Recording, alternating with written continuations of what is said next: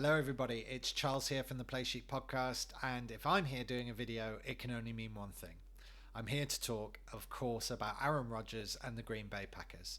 You may notice already from this video that I'm wearing my throwback jersey, which sports number 33. I've got to be wearing that over number 12 at the moment, just the way things are lying.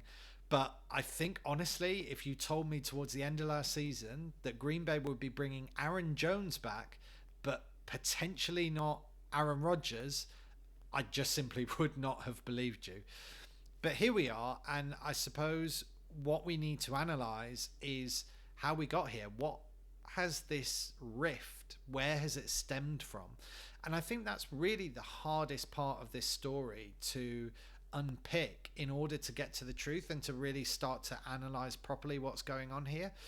I mean, when you think about all the rumors that we've heard around Rodgers' unrest, you've got the extension that he was supposedly requesting in this offseason, and instead we went back to him with a restructure.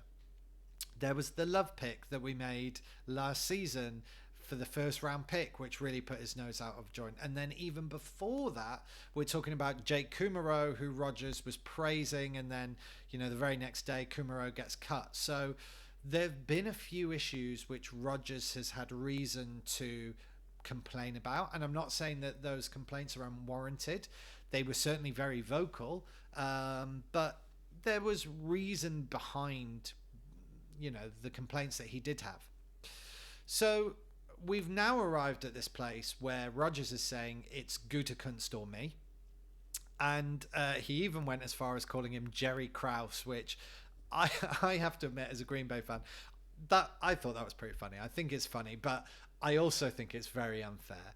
I think when you look at what Gutekunst has done, certainly recently, okay, sure, there was the love pick, which was very dubious, but look, we gave Rodgers' main protection a massive contract in Bakhtiari this season, partway through the season, just before he had his injury. We brought back his favorite release valve in Aaron Jones. This isn't a GM that's trying to break up the Packers in the same way that Krause did in the same way that Krause was looking to do with the Bulls. So I think that's an unfair comparison. But let's talk about the love pick, because that seems particularly contentious. And I think that if we're looking at where do we go from here, how do we resolve this? For me, that's the only place we need to be looking. Because was the love pick a crazy pick? If I was Rodgers, yeah, I'd be annoyed. I'm still annoyed as a fan. But if your franchise player has been having these little vocal outbursts over the past 2-3 years, then, on top of that, he's occasionally dragged his heels over contract extensions, then are you really going to blow your lid when your team draft insurance, which is what the Packers have done? And ultimately, whether that was a smart move or a dumb move, I think has to come down to, can Love play or can't Love play? Now, as a fan, I have absolutely no idea. We had COVID last year, so we've not seen anywhere near the same level of, press haven't been able to attend practices. So we don't know if Love can throw a ball or not. And ultimately, I think this is what this has to come down to. If Love can play, then do you know what? Maybe the insurance pick wasn't such a bad pick after all, and actually we've got Bakhtiari, we've got Jones, we've got Devontae. Let's see what Love can do, and let's try and get as much value for Rodgers that we can. If Love can't play, then I think you have to say that was a hell of a gamble. That was on the GM, and if he has traded up to pick Love, who is not a serviceable quarterback, and it has been a fairly major component of Rodgers being disgruntled and wanting to leave, then is that not a sackable offense? Do you not sack that GM so that we can keep Rodgers? I'd say you do.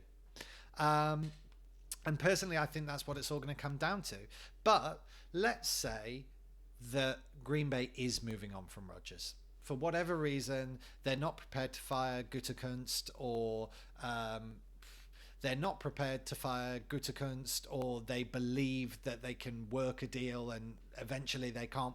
Whatever the scenario, if we're moving on from Rodgers, then I think the next question we have to look at is how we move on from Rodgers, because we either do it after June the 1st, because doing it before June the 1st would leave us with a bigger cap restriction than if he played next season.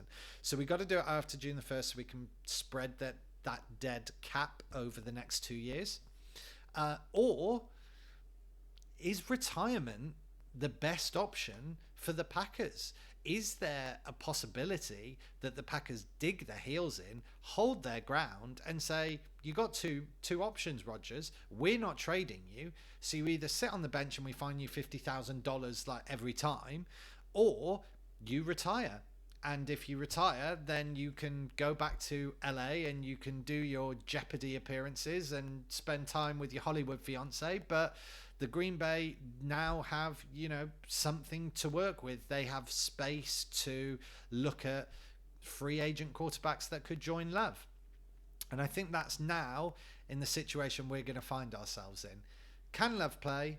If he can't, GM has to go, in my opinion. If he can, then we look to move on from Rodgers and we look to free agency to understand who we can pair up with Love. And then the real question becomes, do we trade Rodgers? Can we get decent value for him? Or do we dig our heels in and see if he picks retirement as the preferable option to sitting on the bench?